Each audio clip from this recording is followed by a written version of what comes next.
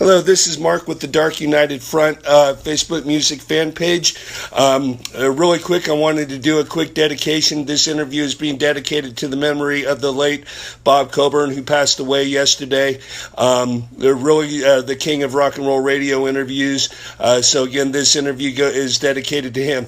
I'm interviewing today the legendary Joe Rico from the legendary thrash band Sacrifice. Joe, how are you doing today, sir? I'm doing great, Mark. I'm doing really good today. Good. Hey, so I wanted to go ahead and start off the interview first by asking you, what made you decide that you wanted to pursue a career in music and specifically as a guitarist? Was there any particular defining moment, and what was your age at the time? Well, I was probably about 11 years old, and my parents didn't want me hanging around during the summer, up to no good, like most 11-year-olds. So my mom put me in guitar lessons, and I absolutely hated it. It was like, Friday afternoons. Are you kidding me? This is what I'm going to do? And then for the longest time, I was not a fan of it until probably I was about 13. Then I started hearing other guitar players and people at school talking about it. So that's when I actually started. And then at that point, my mom kind of regretted it because now I was head over heels with my guitar, Yeah, I hear you, man. I hear you. Well, who are your guitar influences, and who are your all-time favorite, or who is your all-time favorite player, metal or otherwise? Well, for me, guitar-wise, the people that got me into playing guitar was, like Ace Frehley, of course. The guys in Kiss, because it was just cool to watch them, you know what I mean? Yeah, very theatrical. Truly, my main influence as a guitar player is probably Tony Iommi. To this day, he's still, everything that, if I make up a riff, or it's always got, that little bit of, Tony going on in there. He is my main, influence. But then again, there's also, Eddie Van Halen, you name it, all the Guitar Heroes. I was one of those Guitar Hero geek guys, you know what I mean? Oh, absolutely. Rob had mentioned that you and him both grew up extreme fans of Randy Rhoads. Yes, absolutely. Yeah, Randy Rhoads, I could never play like that guy, but, to me, it's just the way, I'm into guitar players who are, more melodic, for instance, Hank Sherman, Michael Denner. Oh, absolutely. I lean more towards the Michael Denner section, but I like that. I'm not like a super fast, crazy guitar player, but I like to throw in some melodies here and there. Yeah, absolutely. Kind of like a Scott Gorham as opposed to Brian Robertson, Exactly. Yeah. Yeah, but both of them are pretty badass. So. Yeah, absolutely. Well, Scarborough is from Scarborough, Ontario, which has been described as an economically depressed area near Toronto. Do you feel that element helped force Sacrifice's vicious sound? It did. It did. A little bit because. Anytime, as we were growing up, anytime people say, "Oh yeah, you guys are from Scarborough," they're like. There's Ontario housing and all that stuff there. So it's to this day, I don't live there anymore, but it's still not the greatest area in the city, But it's that was home to us, that's where we grew up, and it was just a gritty place, It wasn't necessarily a bad place. It was just gritty. Yeah, it was kind of like Richmond and and some parts of the East Bay out here in the Bay Area during the Bay Area thrash scene. Right. Not the most affluent of areas, but really, really rich in metal talent. That's for sure. Absolutely. I mean, yeah, we didn't have much to do. I mean, Rob and I growing up, we got our electric guitars, and we knew that that's what we were gonna do, and. Or that's what we wanted to do, and I mean there wasn't much else. We didn't get involved in sports or anything like that, right? So we just basically our teenage years growing up, we were just all into music. Yeah. What role did the Record Peddler record store have in the development of Sacrifice? Do you feel that there is still a need for a mom and pop's record stores in the age of online ordering from outlets such as Amazon and eBay, and why? Yeah, I love, I love that I can find all this shit like on Amazon and eBay and all that. But yeah, I mean, to me, especially with the record peddler, the way it was, Yeah. we already knew going down there that, like the guys that worked there, they were like into Motorhead and stuff like that. So Yeah.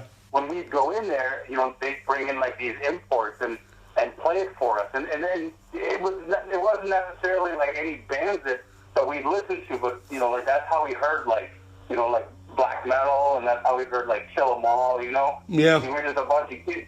We're just a bunch of kids listening to like Motorhead and like getting into like the hardcore punk and then all that, and then somebody put Kill 'Em All on, and that was just like that was the game changer for us, Yeah. We wanted to play like that. Yeah. Yeah, and I found. Oh, go ahead.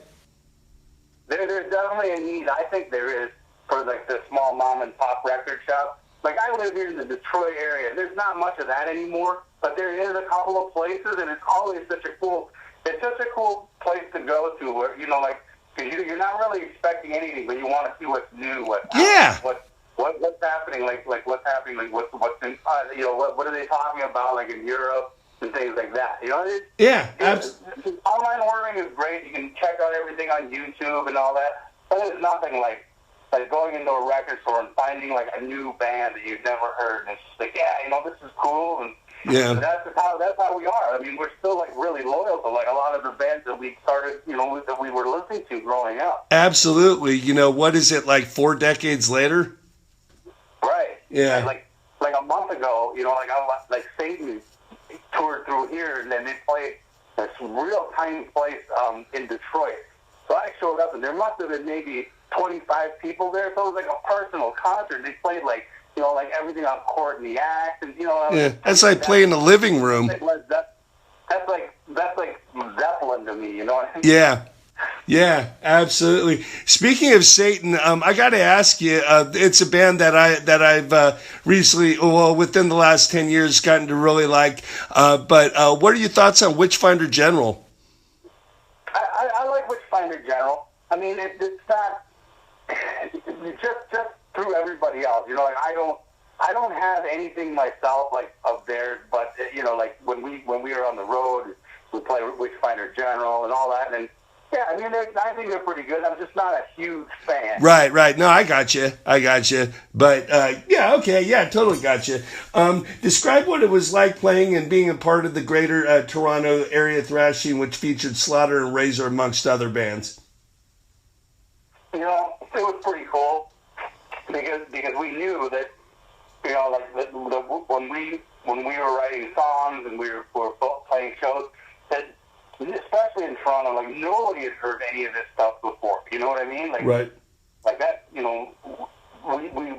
emulated like Metallica and Slayer and things like that, and we knew that in Toronto, like what was popular at the time was the Sebastian Bach type of shit. You know what I mean? Yeah, the glam stuff. But they were cool. Like they let us play with them, and things like that. But it was just like we were like that whole scene with us and Slaughter and Rage. It's like the people that went to those shows, they either loved us or they like totally hated us. There was like nobody that was just like, yeah, they're okay. It was either they're amazing or no, they were shit. Yeah.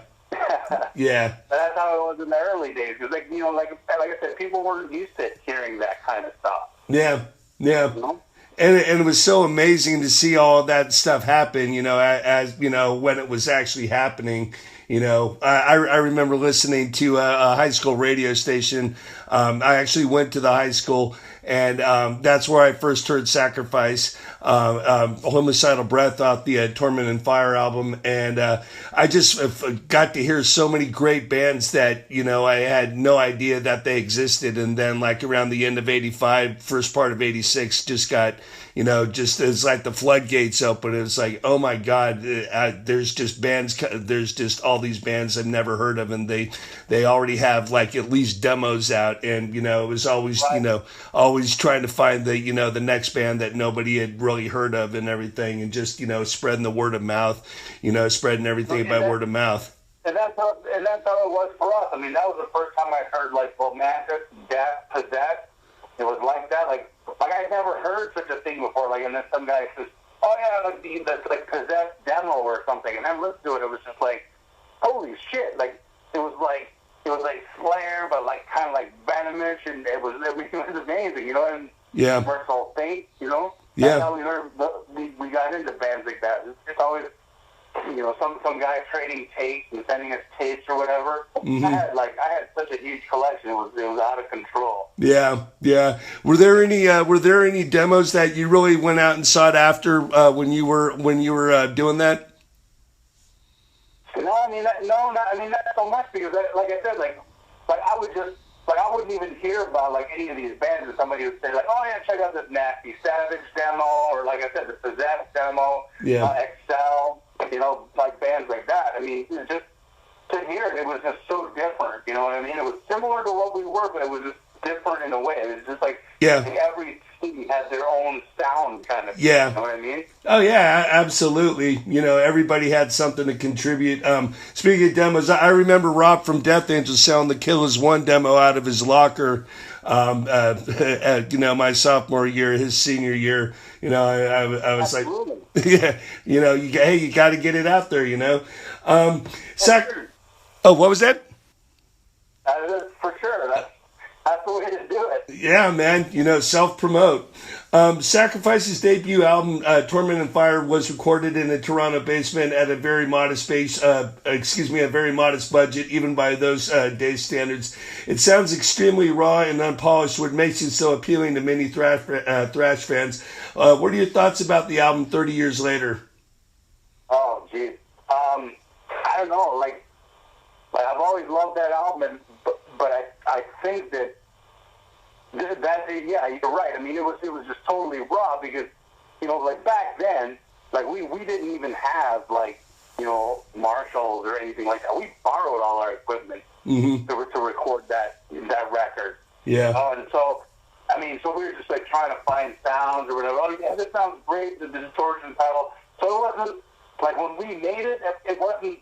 That's just how it came out. It wasn't like we did that on purpose. But I love the fact that people like all this, you know, all these years to this day says that, you know, that's like, you know, so raw. But and I get it. I mean, I understand it. That's exactly what we were going for, and that's what we got. Yeah. Yeah. Absolutely. Yeah, I had actually skipped one question. I was going to go back to it. Early Sacrifice demos contained, excuse me, let me go ahead and back up. And I do apologize. My voice is complete shit right now. I've had some respiratory problems over the last few days, so I do apologize for that. That's fine. Thank you. I do appreciate it. Early Sacrifice demos contained covers of thrash classics such as The Four Horsemen and Violence and Force. Did the band ever receive any backlash for not releasing demos consisting of all original material? No, not really, because, I mean, for us, right, I mean, we're like this, like, nothing band, like this little band putting out demos or whatever. But then those are the songs that, like, influenced us, right? Like, right. You know, like to me, The Four Horsemen, like the first time I heard that, I was like, that was classic. You know, there's no other song like that. And then, you know, then like for instance, like we did Discharge covers, we've done like Raw Power. So it's like a lot of times it's just like what we are listening to, and you know, we just jam it out. Like, yeah, that sounds great. But yeah, nobody really gave us, you know, like too much. You know, or nobody gave us much of anything at all, considering we put some demos on there. Like one of our first shows in Toronto, just to get the gig, we said that we were like a tribute to Slayer.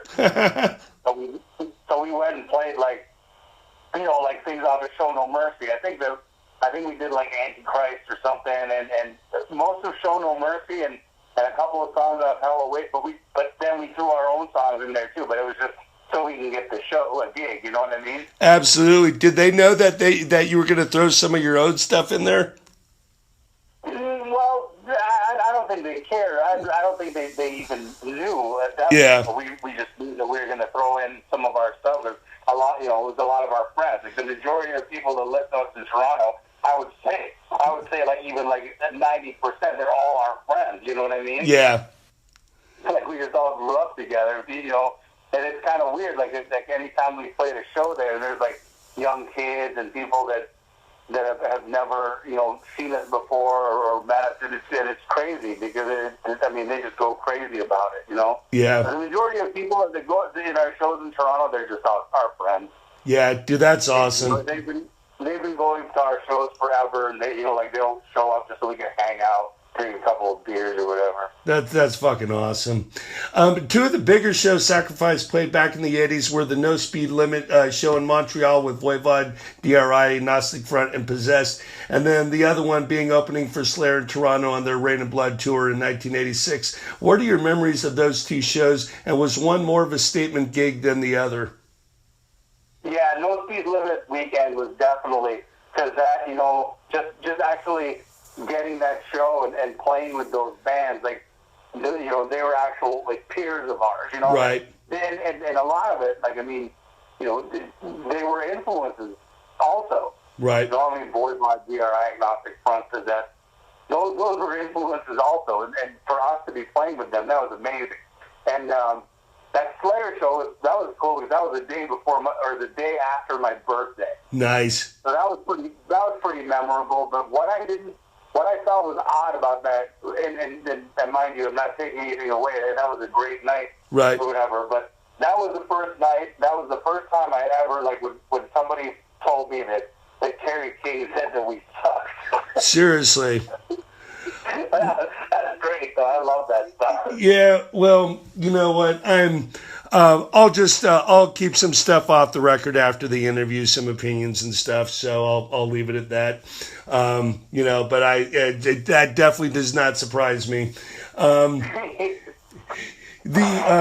The second Sacrifice album, Forward to Termination, is considered a classic thrash album and is in the Decibel Magazine Hall of Fame. However, the album never truly got the promotion it deserved from the record companies in North America and in Europe, and getting the band on tours did not seem like a high priority. Do you agree with that? Yeah, absolutely. I mean, when Tormented Fire came out, I went back and I started taking guitar lessons, and you're just trying to be like true musicians now, you know what I mean? Yeah. So I think for Determination, I mean, that's when we found our sound, Right. It was just like, just a culmination of like all of our influences, and we of course we threw a lot of crossover stuff as our influences, and that's when we found our sound. But for some reason, it got big, like in Canada, Mm-hmm. You know what I mean? Like yeah. They played our videos and stuff like that, but never really anywhere else. I don't really know like what happened, or if they just didn't give a shit or whatever. But we had, we were with Roadrunner, and then we were with Metal Blade, but it just didn't, for some reason, it just didn't take off. I mean, like there were a lot of people that listened to our stuff, but it wasn't enough. Like, I mean, back then, shit, I would have toured with like Sepultura, you name it. Hell yeah. It just wasn't there. Right. Yeah. I don't know if us being Canadian had anything to do with it, but it just. Yeah, I don't really know. I mean, nobody's really sat down and discussed it with us what happened, but yeah, and it wasn't a great seller anywhere else, so of course, Yeah. It was only a matter of time. Yeah. Well, I'll tell you one thing, and I've said this about other bands and everything, but growing up during the Bay Area thrash scene, I considered our scene to be pretty open-minded to all the other scenes, and Sacrifice was always held in really, really high regard, by all the bands and the fans alike. I mean, you guys always had a really strong, we always really had not to sound corny, but there's a special place for you guys in the hearts of all of us, out here. We just always thought that you guys, held up your end of the bargain as far as, putting out, stuff and everything, that you guys went ahead and, put out stuff that was equally as good, and, could compete with anything worldwide, so we always held you guys in really high regard. It was really cool that, like anytime, like, we had a show, or, like an Exodus was in town, or something, like, Gary Holt would always say hi, and, I mean, those guys were great. I mean, I think when we were in Milwaukee, and they were on tour with, like, MOD or something. Yeah. They happened to show up at the place we were at, and then, I looked down in front, and Gary Holt was, like, headbanging in front, like, oh, my God, Yeah, yeah. Gary Holt, that's, he's the man. Yeah. Oh, yeah. He's a super cool guy. I had a chance to meet him really quickly one time, and just a super, super, really nice guy. And I wish him nothing but success. I mean, he's a dude. He's one of the true OGs of thrash metal. That's for sure. You know. Absolutely. Yeah. Absolutely. Now, I saw Sacrifice on the Soldiers of Misfortune tour opening for Bolt Thrower in Oakland, California during the fall of 1991. What were your thoughts concerning death metal and its rapidly rising popularity at that time, and a lot of thrash fans moving on to death metal for something heavier than thrash? Yeah, I saw that happening a lot, and even though, I mean, as we were going on a tour, I couldn't believe that, I'm a big fan of Bolt Thrower too, so to see that, it was amazing. But that was the point where as like this was like our first major tour, and that's when I started to see like the interest, like people started looking for heavier or darker, and it was just like we were pretty much true to what we play. It was like we never really changed for anything, or this is just how it was. Yeah. But I knew it, and it's just like in every music endeavor that bands do. It's always up and down, right? I mean, I knew that the death metal was on the rise, and and thrash was going by the wayside, because even at that time, the thrash bands that were around were either getting softer or getting like more death metal-ish. Yeah. So yeah, it was the writing was on the wall on that tour for sure. I knew it was happening. Yeah. After the Apocalypse Inside album, Sacrifice disbanded. If you don't mind, can you talk about the conversations that you had with Rob about the final decision to have the band dissolved?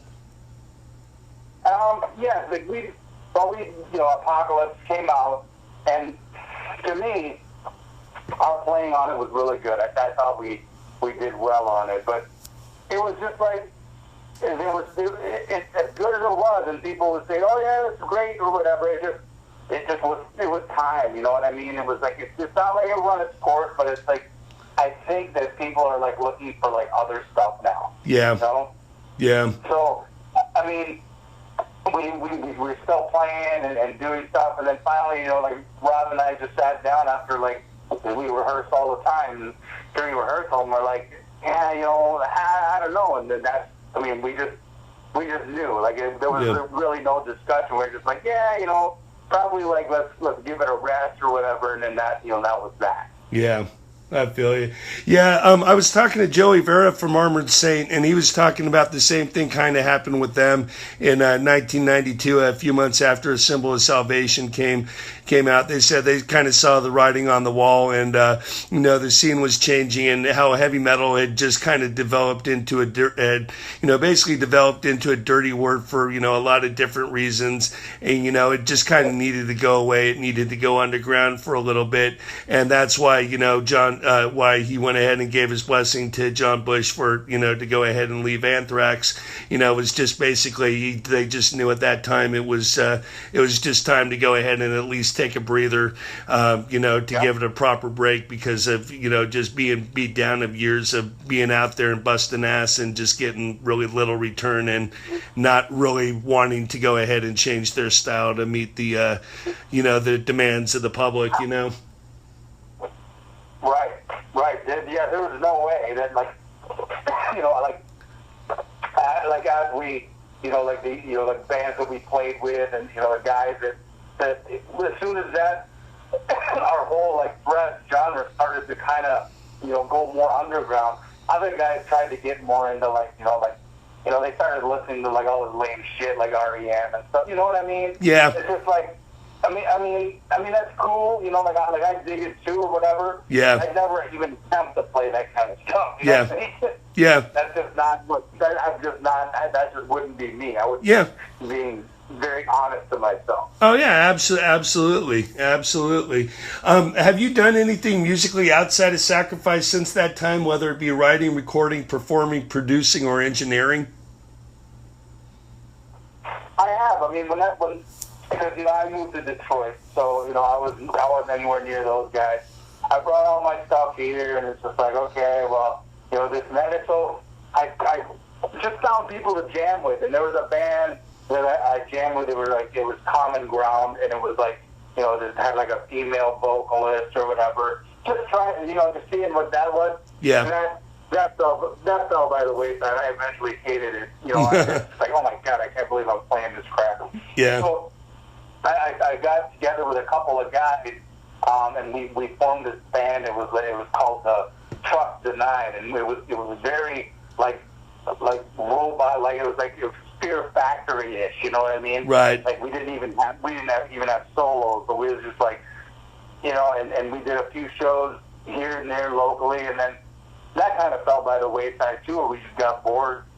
And then I joined Walls of Jericho, and I was in Walls of Jericho for probably about 6, maybe 8 months. Okay. We did a few shows, like playing like hardcore stuff, and and then that at some point too, I was just like, my kids are getting older, and you want to see them grow up.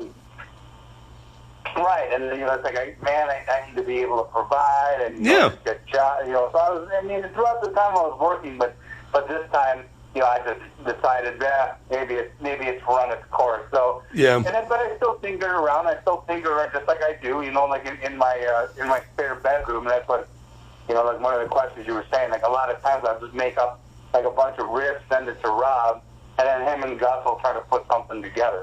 That's basically how we write now. Nice. Okay. All righty. Let's see. Well, the band reformed in 2006 and released The Ones That I Condemn in 2009. Did you feel at all nervous about writing and recording an album with the band after so many years had passed since Apocalypse Inside? Do you feel it do you feel it as a redemption album for Sacrifice?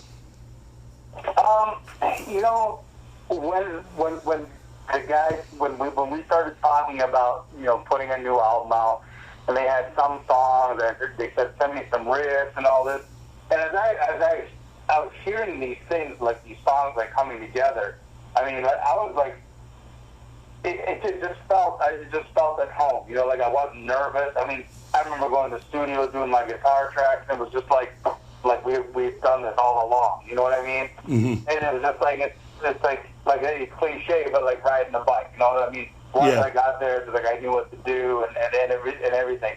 So we weren't nervous about that at all, I don't think. Okay, all right, cool. And I don't think.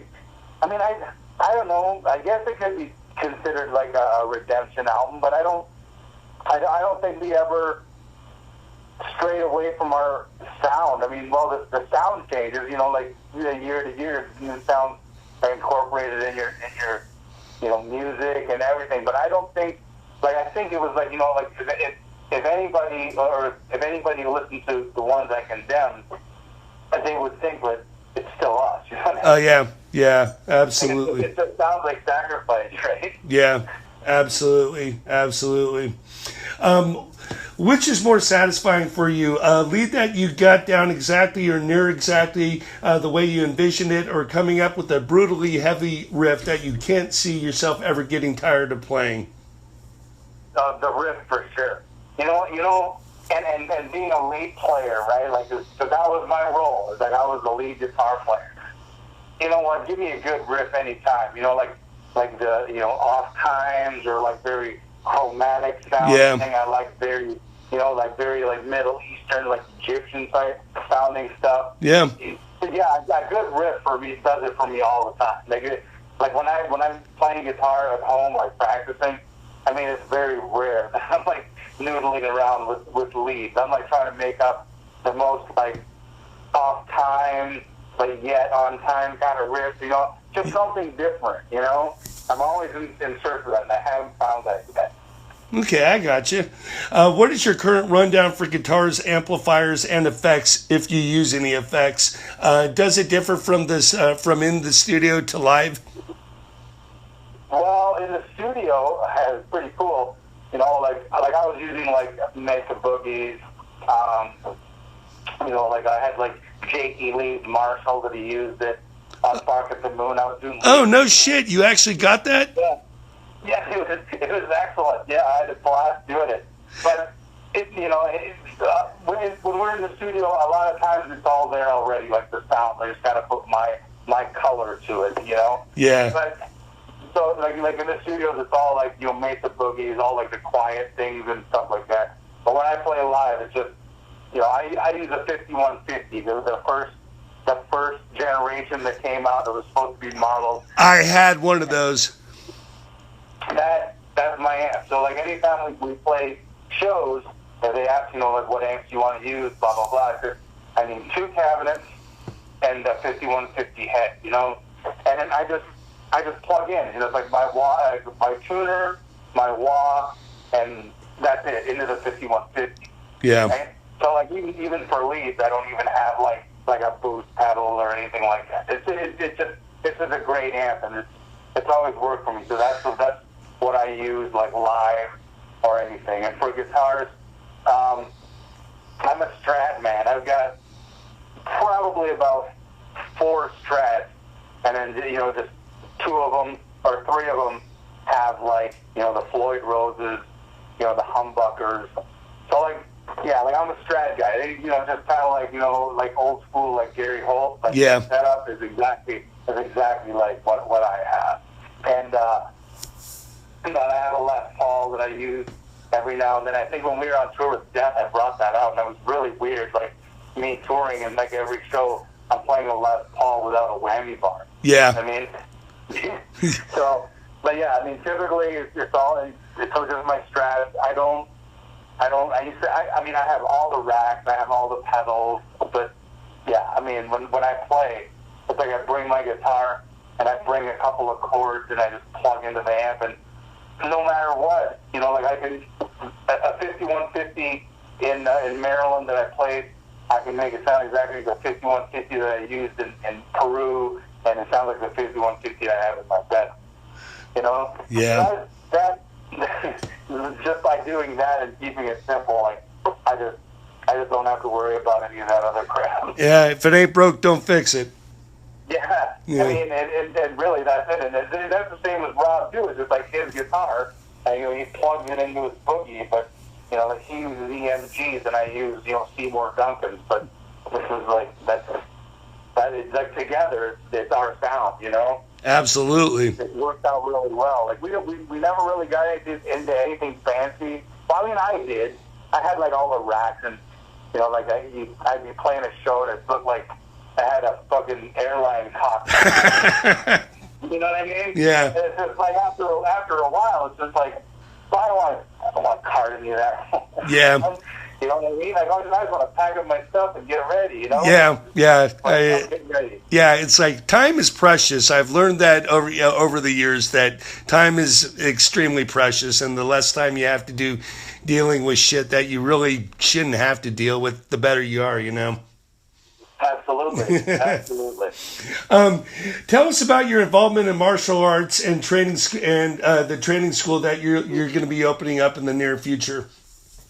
Well, ever since like you know, like I moved here, I've kind of like dabbled on and off with martial arts, and I did a little bit of judo, a little bit of Muay Thai, and then I even got caught up in that MMA stuff for a little bit. But I've gone back. I've just, you know, I just recently got my brown belt in Brazilian Jiu-Jitsu. So I mean, that's, for me, that was quite an accomplishment. That was hard as hell, but yeah, and then you know, it's pretty much just that. I just do jiu-jitsu, and the school I'm opening up, it's like we have like plenty of schools here, but I just want to create my own environment for jiu-jitsu. So yeah, so that's 2017.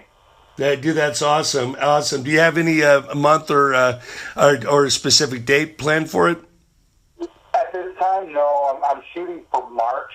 Okay. There's just a lot of, you know, all the other BS that comes with it, you know, like bank accounts and no tax IDs and all the stuff that makes it not as fun. But yeah, it's business. You know, we're moving slow. We're getting to that, and then like, yeah, I'm hoping March, maybe April. Okay. This jiu-jitsu school coming. So yeah, I'm really excited for that.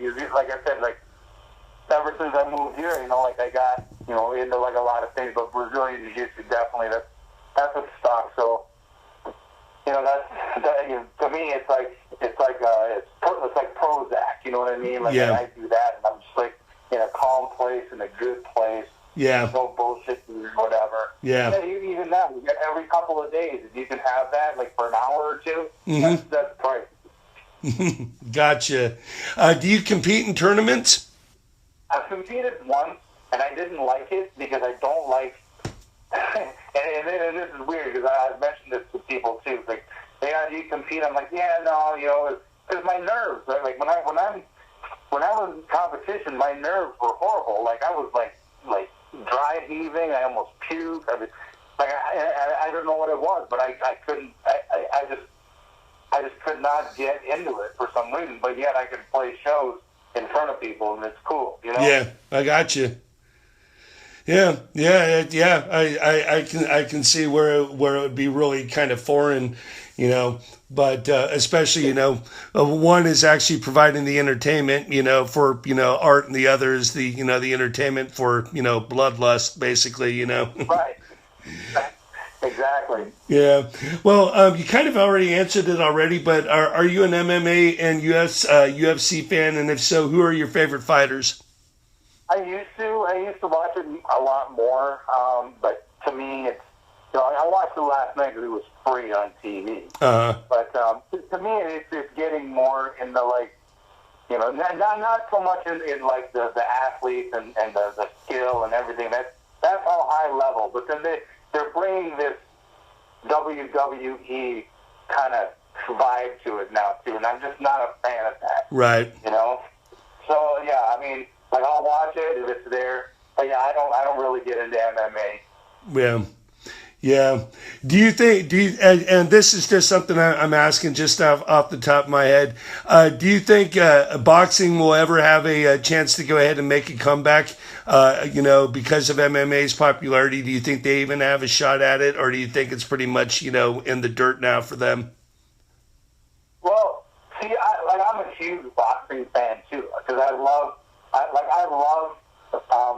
the science of it. Just like in jiu-jitsu, like for me, jiu-jitsu is all like angles and it's all like leverage and I mean you can play jiu-jitsu and not have strength at all. You know what I mean? And to me, boxing is like that too. It's all like there's like a science to it. Right. Like it can either be like some barroom boxer, like all these haymakers, or you can be like just like shooting like strategic jabs and stuff like that. So, I'm a boxing fan, and I hope that it comes back to how it is, but it's kind of hard because, MMA has definitely, expanded to the point where it's like, well, why would you watch boxing? There's some boxing in there. I hear that argument a lot. Yeah. Well, I got to ask you, who's your all-time favorite boxer? My all-time favorite? Yeah. Oh, Mike Tyson for sure. Now, do you think? Go ahead. It's Tyson for sure, and of course, I'm a Muhammad Ali fan, George Foreman, the more the old school guys. With boxing, when I watch boxing, I did that with my dad and my grandpa. Friday nights on ABC. Yeah, that's right. And then they played chess. And I'd watch them play chess, and then we'd watch boxing. What? Yeah. What'd you think about Ray Leonard? Yeah, I'm a fan. I like his speed and all that. Of course. Yeah. You can't go wrong. Yeah. Those Duran Leonard fights were pretty epic back then. Oh yeah, for sure. Yeah. Now, what is harder, moving from white belt to blue belt or making it in the heavy metal world?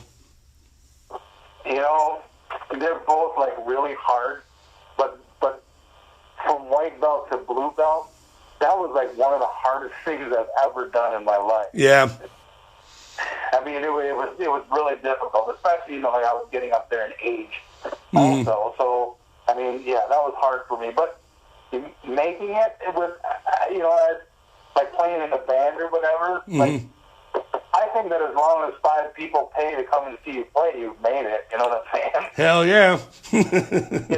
Like we played shows. I remember playing shows. There's like 10 people, and nobody really knew you and stuff like that. But like they're like that for a while. They're like, oh yeah, that's great. But to me, that's I made it. Yeah. Yeah. And Somebody. like when growing up, as teenagers talking about a band, like playing in a band, and we've always said, well, as long as we can get all our friends in the bar and play for them, that's cool. That's all we want. That's fucking awesome, man. That's fucking awesome. You know what I mean? Yeah. You know what I mean? To me, that's the most fun. Like, I don't really give a shit about like making any money or anything at that show to me, as long as like I'm having fun. Yeah. Yeah, exactly, man, exactly.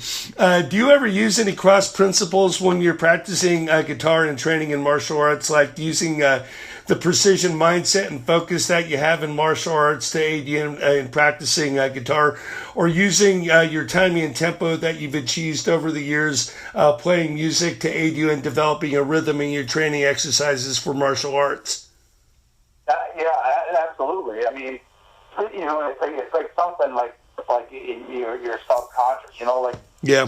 Doing martial arts, especially training jiu-jitsu, you got to get into that flow mode. You know what I mean? Yeah. Where things are either moving in a positive way or in a negative way, but it still has to keep moving, right? Mm-hmm. And throughout all that, you have to remain calm, because the more you exert, the more tired you get, and it's going to get shitty for you, right? Mm-hmm. So it's the same thing with guitar. Like you try to come up with, I've got a rhythm or a beat or something in my head that's keeping time. So as I'm making up riffs, I'm just flowing through that. Mm-hmm. You know what I'm saying? I'm just creating stuff flowing through. So it's kind of the same mentality, really. Yeah. Just one is physical. But actually, jiu-jitsu is very mental for me too. But yeah, one is a lot more physical than the other. Right. But I was going to ask you, how do you think Bruce Lee would fare if he went up against today's MMA elite? He probably wouldn't stand much of a chance, really. I mean, these guys cross training, and I've trained with MMA guys, and they're just they're just a superior kind of athlete. You know what I mean? Right. And but Bruce Lee, I mean, to me, I'm a huge Bruce Lee fan, and I think I gain more from his wisdom and things he says and talks about more so than the martial arts. But I think that thing comes after a while you start thinking like that if you're in the martial arts. You know what I mean? Right. I